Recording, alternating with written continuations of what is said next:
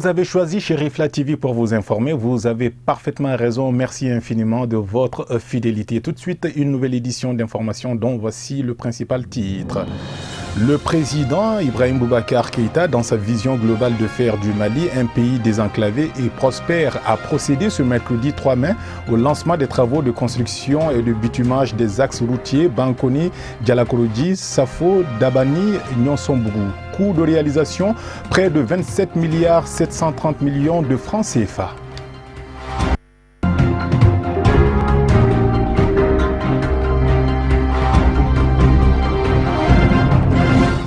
Et nous sommes le jeudi 4 mai 2017. Bonjour, bonsoir mesdames et messieurs. Bienvenue à vous qui venez de nous rejoindre dans cette nouvelle page d'information sur Chérifla TV. Le 3 mai restera à jamais gravé dans la mémoire des populations de la commune rurale de Dialakorodji pour avoir bénéficié d'une volonté présidentielle mettant au grand jour la réalisation des travaux de construction et de bitumage de la route Bankoni, Dialakorodji, Safo, Dabani, Nyonsombougou d'une longueur de 56 km. C'est le chef de l'État en personne qui a tenu à marquer de sa présence pour la cérémonie officielle de lancement des travaux en présence d'un parterre de personnalités. Amadou Kamara et Baba Keïta, reportage. Cette offensive présidentielle permettra de créer des emplois, de faciliter l'écoulement des produits agricoles, de favoriser l'intégration régionale et de réduire considérablement la pauvreté. Le lancement de ces travaux routiers consacre la marche du Mali vers l'émergence et s'inscrit également dans le cadre de la réalisation du programme présidentiel. C'est l'occasion ici de vous dire qu'aujourd'hui est un jour comme les autres. Mais aujourd'hui sera un jour qu'on n'a jamais vu, à savoir le lancement et le bitumage de la route commune 1, Dialakorodji, Safo, Yelekebougou, Nyonsombougou, long de 56 km. Monsieur le Président, les populations de nos communes vous disent merci pour cette grande offensive présidentielle. Monsieur le Président, ce projet est structurant dont vous portez la marque avec votre gouvernement constitue la soupape de sûreté pour la relance et la consolidation du développement de nos 5 communes citées en objet. C'est le lieu de dire que ce projet porteur est aussi un témoignage que vous portez à la décentralisation et son corollaire de transfert de compétences et de ressources, mais surtout de la possibilité d'alléger le coût du transport, faciliter la forte mobilité démographique, l'écoulement rapide de nos productions agricoles et maraîchères vers les marchés du centre de Bamako, la réduction du nombre d'accidents et la destruction du matériel roulant, la facilité du transport des fret des ports de Dakar et de Nouakchott vers le port sec de Korofina ou vers les marchés des deux rives du fleuve Niger. Ce dernier cas serait la solution pour le contournement de Bamako, ce qui épargnerait à coup sûr les pertes en vies humaines et matérielles. Ce projet présidentiel fait partie intégrante des projets routiers prioritaires 2016-2018 qui s'inscrivent dans le cadre de la matérialisation de la volonté du président de la République. Ce programme permettra aussi de réaliser des projets de développement au bénéfice des populations et de créer des emplois pour les jeunes. La mise en place d'un financement sur le budget national de plus de 123 milliards de nos francs afin que ces 5 projets prioritaires d'une longueur de 280 km voit le jour et que le cauchemar des populations riveraines ne soit plus qu'un mauvais souvenir dans un bref avenir.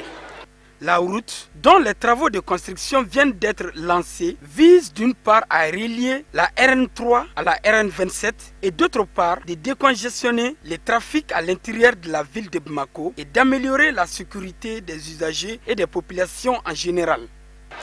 Monsieur le Président, les populations souhaiteraient que les travaux de ce vaste chantier respectent les calendriers d'exécution à terme échu. Vive le Mali dans un havre de paix apaisé pour un développement durable dans une intercommunalité réussie. Conformément à votre feuille de route et sous les orientations de Monsieur le Premier ministre chef du gouvernement, la dynamique enclenchée par l'ensemble des services techniques de mon département sera maintenue. À cet effet, les années 2017 et 2018 seront marquées par la poursuite, l'achèvement et le renforcement des actions engagées au cours de la période 2013-2016 tout en mettant l'accent sur l'accessibilité des populations aux services sociaux de base, notamment les structures scolaires et de santé, l'amélioration des conditions de vie des populations, la mise en œuvre de l'accord pour la paix et la réconciliation issu du processus d'Alger. Ces travaux, d'un montant de plus de 27 milliards de francs CFA, entièrement financés sur le budget national, seront réalisés par l'entreprise COGEP International dans un délai d'exécution de 15 mois. Comme je viens de vous le dire en début d'édition, plusieurs personnalités étaient présentes à cette cérémonie officielle de lancement de ces travaux. Personnalités au nombre desquelles le président de l'Assemblée nationale du Mali, le ministre de l'Équipement et du Désenclavement et le guide spirituel des Ansar, Seyd Cherif Ousmane Madane Aidara, que je vous propose d'écouter pour ses impressions. La pose de la première pierre de cette route de Dialakorodji jusqu'à Nyonsombougou a été une occasion réelle pour le président de la République, les autorités maliennes, de nous inviter officiellement à faire acte de présence. Mais en réalité, nous serions venus de nous-mêmes sans cette invitation pour prouver notre entière adhésion et satisfaction pour un tel événement. Tant que nous resterons vivants, en bonne santé, nous serons toujours présents à ce genre de cérémonie qui concourt à l'épanouissement et au bonheur des peuples. On remercie donc le président Ibeka pour ce geste. La construction de cette voie ouvre de bonnes perspectives de développement pour toutes les populations. À cause de l'état dégradé des voies d'accès, vous n'êtes pas sans savoir que les gens se déplacent rarement et échangent très peu. Mais quand les routes sont bien construites, bitumées, les gens aspirent à l'unité, à l'éducation, aux échanges fructueux, en un mot, au bon vivre ensemble. Voilà. Donc nous sommes très heureux pour le lancement de la construction de la route de Dialakorodji jusqu'à Nyonsombougou, propos recueillis par Amadou Kamara. Actualité africaine et direction le Burkina Faso. Le procès du dernier gouvernement Blaise Compaoré a repris ce jeudi matin devant la haute cour de justice à Ouagadougou dans la capitale. Ouvert il y a une semaine, le procès avait aussitôt été renvoyé. Jeudi dernier, 25 anciens ministres se sont présentés. 6 ministres qui vivent en exil seront jugés par contumace, à commencer par l'ex-président qui est jugé en tant qu'ancien ministre de la Défense et qui a bénéficié de la nationalité ivoirienne. Ils sont poursuivis pour complicité d'homicide volontaire et complicité de coups et blessures volontaires. Ils sont jugés pour leur implication présumée dans la répression et de l'insurrection populaire d'octobre 2014 qui avait conduit à la chute du régime. C'est donc un inédit au Burkina Faso. Tous les anciens dignitaires du régime Compaoré sont poursuivis pour avoir décidé, lors du Conseil extraordinaire des ministres du 29 octobre 2014, de faire appel à l'armée pour réprimer les manifestants hostiles à la modification de la Constitution. Selon une source judiciaire, le procès ne devrait pas durer plus de 2 semaines. La première journée doit être consacrée en partie aux exceptions. Environ 3 jours pour les interrogatoires des prévenus. Une journée pour l'audition des témoins, parmi eux le général Gilbert Diendéré, ancien chef d'état-major particulier de Blaise Compaoré, qui était présent à l'ouverture du procès.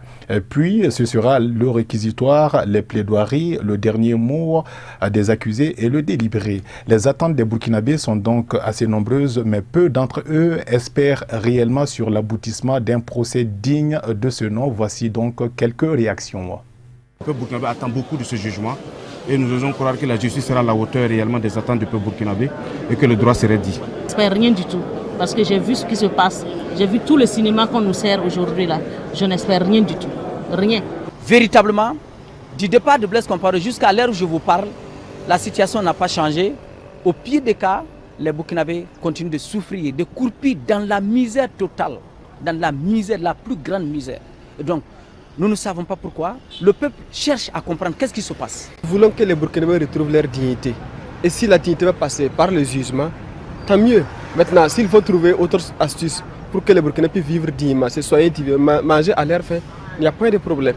Mais je pense que Blaise soit là ou pas, il n'y a pas de problème. Mais tôt ou tard, Blaise finira par répondre.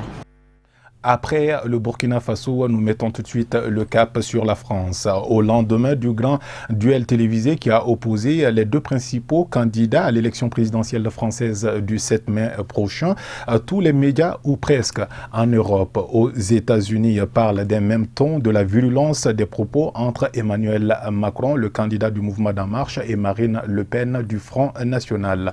Le débat a été perçu par bon nombre de nos confrères français comme un véritable match de boxe teinté d'invectives et d'attaques.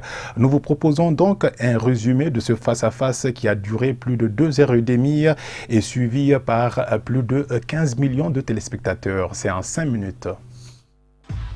2h30 d'émission et l'impression d'avoir davantage assisté à un match de boxe entre Marine Le Pen et Emmanuel Macron qu'à un débat de présidentiel. Peu de temps pour les débats de fond, beaucoup d'invectives, d'attaques, voire même d'insultes. Vous êtes en fait la France qui se soumet. La grande prêtresse de la peur, elle est en face de moi. De toute façon, la France sera dirigée par une femme, ce sera ou moi ou Madame Merkel. Vous êtes la coproduction du système que vous dénoncez, parce que vous en vivez, vous êtes son parasite. Les deux arbitres, Nathalie Saint-Cry et Christophe Jacubizine, ont eu du mal à siffler les changements de round. Okay, dans pardon, une petite on a compris. Attendez, c'est inaudible. Car les deux candidats ont surtout suivi leur propre feuille de route avec un même objectif, cogner l'adversaire. D'abord, Marine Le Pen. Interrogée sur son état d'esprit si elle était élue, la candidate du FN brandit tout de suite sa première arme, lier autant que possible Emmanuel Macron au quinquennat Hollande. Alors, vous êtes l'héritier de François Hollande. Vous avez participé à un gouvernement qui a fait 35 milliards de taxes et d'impôts supplémentaires pendant le quinquennat, mais c'est pas vous. Au début, on avait bien avancé. Hollande Junior. Quitte à lui faire payer des bilans qui ne sont pas vraiment les siens, notamment sur le chômage et la loi travail. Vous parlez de ça, de prévention, et ça vous a pas ennuyé dans la loi El Khomri d'effondrer la santé, la santé en milieu professionnel? Non, la loi El Khomri, parce que vous n'avez pas voulu l'assumer, mais c'est la loi Macron. La loi Macron. Bon. Mais si c'est la loi Macron. Mais non. Bah non. Ça, c'est sa première stratégie. Mais pour donner ses coups, Marine Le Pen a une deuxième tactique. Faire d'Emmanuel Macron l'apôtre de la mondialisation sauvage. Donc, vous voyez, moi, je suis la candidate du pouvoir d'achat. Vous, monsieur Macron, vous êtes le candidat du pouvoir d'acheter la France, hein, de la dépecer. L'occasion de ressortir du chapeau la visite à l'usine Whirlpool et d'accuser Emmanuel Macron de mépriser les salariés. Jamais je n'ai fait ce que vous avez fait l'autre jour, c'est-à-dire aller profiter de la détresse des gens. Ça, on aura l'occasion de revenir. Moi, jamais je suis allé me planquer dans une salle de commerce avec des responsables syndicaux. En face, l'ancien ministre de l'économie rend les coups. Et lui aussi le fait sur deux axes principaux. D'abord, en ne cessant de rappeler les origines politiques de Marine Le Pen. Vous êtes l'héritière d'un système, d'un parti, d'un nom. Vous êtes la véritable héritière, non seulement d'un nom, d'un parti politique, de tout un système qui prospère sur la colère des Français depuis tant et tant d'années. Il l'attaque aussi sur ses propositions. C'est son deuxième axe, pointer les incohérences et les imprécisions du programme de la candidate frontiste. Non, je vais d'abord démanteler les bêtises que vous avez dites tout à l'heure. Moi, j'ai un projet sérieux qui n'est pas du saut de cabri. C'est vraiment un galimatia. Comme le Qatar, oui, c'est pas une banque que je veux, c'est un fonds souverain. N'importe quoi. Donc, ce que vous proposez, comme d'habitude, c'est de la poudre de perlimpinpin. Emmanuel Macron insiste par exemple beaucoup sur les modalités concrètes de la sortie de l'euro proposée par Marine Le Pen. Vous proposez bien de sortir de l'euro. Non, je veux renégocier pour que l'euro, on s'en libère et on le transforme en monnaie commune. Non mais à quoi servira l'euro? C'est une monnaie commune, c'est un panier de monnaie, vous le savez, encore une fois. Notre dette, elle sera payée en euros ou en francs? C'est ça la question. Votre vision de l'Europe. Non mais c'est essentiel parce que c'est le grand n'importe quoi du projet de Madame Le Pen. Mais si chacun des candidats a suivi son plan d'attaque au cours de la confrontation, on aurait tort de les mettre sur le même plan. Certes, Emmanuel Macron fait quelques erreurs et imprécisions. Mais Marine Le Pen, elle, entasse les intox. CICE, loi El Khomri, coût de l'immigration, retraite à 60 ans, fichier S, double peine, GPA, la candidate du Front National aligne les fausses informations à la manière de Donald Trump. Mais surtout, elle fait preuve d'une véhémence jamais vue dans un débat d'entre-deux tours. Du début à la fin, Marine Le Pen reste dans son obsession, rabaisser l'adversaire. Complicité avec l'islamisme. Non seulement vous n'avez pas de projet, mais en plus vous avez une complaisance pour le fondamentalisme islamiste. Tentative de déstabilisation. Le Pen, je sais que vous êtes qui m'avez agacé. interrompu. Buvez un coup, ça va aller mieux. Je vous sens un peu agacé. Allusion sans preuve réelle. J'espère qu'on n'apprendra pas Madame que Le vous Pen. avez un compte offshore aux Bahamas ou je sais pas, j'en sais rien. Madame Quitte parfois à descendre très très bas. Je vois que vous cherchez à jouer avec moi à l'élève et au professeur, mais en ce qui me concerne, ce n'est pas particulièrement mon truc, je vous le dis. Moi non plus. Ici, c'est évidemment à sa femme, Brigitte Macron, ancienne professeure du candidat d'En Marche, que Marine Le Pen fait référence. Finalement, ce débat laisse un sentiment assez net. Emmanuel Macron, favori des sondages, a défendu ses propositions et Marine Le Pen, elle, a posé les jalons de ce qu'elle entend être pour les années à venir, en cas de défaite au second tour, une force d'opposition. Voilà, débat assez houleux entre les deux principaux candidats à l'élection présidentielle et le verdict, ce sera dimanche prochain au soir, c'est-à-dire à 20h. Un mot de sport avant de boucler cette page d'information. La 7e édition du tournoi de football des sourds de la CEDEAO va se dérouler dans notre capitale à Bamako du 6 au 12 mai au stade Modibo Keïta. Pour mieux aborder cette compétition sous-régionale, les aigles sourds s'activent énergiquement afin de hisser le drapeau national au premier rang du classement. Médaillés d'argent de la précédente édition, les aigles affichent leur volonté de faire mieux pour remporter le sacre à domicile. Tout de suite, voyons une petite analyse signée Youssouf Koulibaly. Le tournoi de football des sourds de la CEDEAO débute ce samedi 6 mai au stade Modibo Keïta. Au total, 8 pays participeront à la compétition.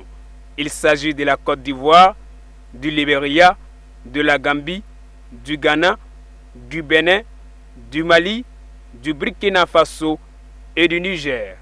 Toutes les rencontres de cette 7e édition seront disputées au stade Modibo Keïta. La compétition prendra fin le vendredi 12 mai. Dans la perspective du tournoi, la sélection nationale des sourds est rentrée à l'internat au stade Modibo Keïta le lundi 1er mai 2017. Les aigles sourds sont en pleine préparation. Ils ont livré un match amical le 2 mai au stade Modibo Keïta, un match remporté par les juniors de 11 créateurs sur un score de 5-1. L'entraîneur Djibril Dramé travaille avec une trentaine de joueurs. Après quelques séances d'entraînement, il dévoilera la liste des 20 joueurs qui défendront les couleurs du Mali. Vice-champion de la 6e édition du tournoi, les aigles sourds ne visent que le sacre à domicile. Le secrétaire général de l'Union sportive des sourds de l'Afrique de l'Ouest, USAO, le Ghanéen Chrislin Assa et son compatriote Michel Wini, membre du bureau de l'USAO, sont en pied d'œuvre à Bamako pour épauler la Fédération malienne de sport pour personnes handicapées dans l'organisation de cette 7e édition du tournoi. La précédente édition s'était déroulée du 24 juin au 8 juillet à Koumassi au Ghana et regroupait 4 pays, à savoir le Ghana, le Mali, le Niger et le Togo. Notre pays a terminé 2e du classement général avec 4 points après le Ghana et a été suivi par le Niger et le Togo. Nos joueurs, Moussa Keïta, avec 8 réalisations, et Gaussou Diarra ont respectivement remporté les trophées de meilleur buteur et de meilleur joueur. Bonne chance donc aux aigles du Mali. Point final à cette édition d'information. Merci de l'avoir suivi et excellente suite de programme sur Chérifla TV. À très bientôt.